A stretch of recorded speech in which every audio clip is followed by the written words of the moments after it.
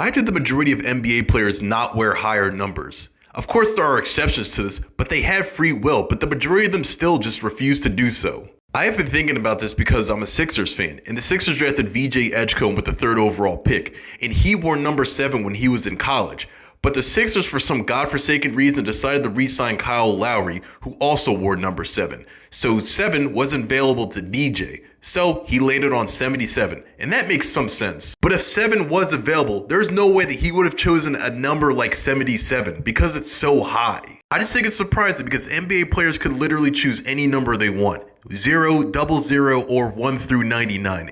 It's not like the NFL where, for the longest time, players were only restricted to certain numbers based on their positions. Like quarterbacks, kickers, and punters could wear 1 through 19. Another example, this would be offensive linemen who would only wear numbers 50 through 79. Wearing higher numbers are just nasty for some reason. Like, yeah, you had a few guys wear 55 like Mutombo, Jason Williams, or the other Jason Williams.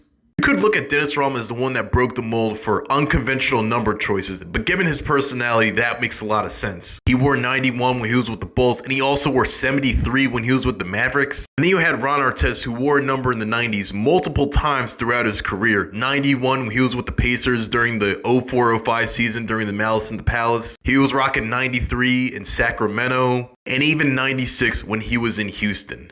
But then I look at a sport like hockey where the best players are frequently wearing high numbers. The GOAT, Wayne Gretzky, wore 99. Connor McDavid wears 97.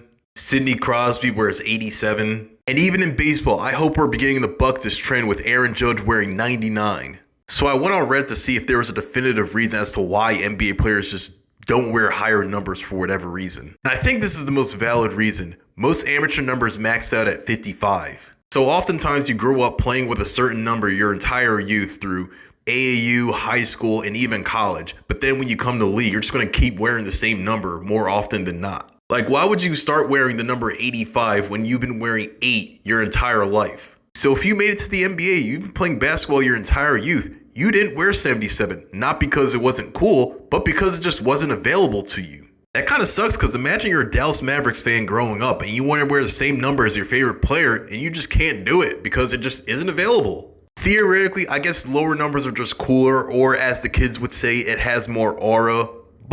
Or you just choose a high number and make it cool and legendary.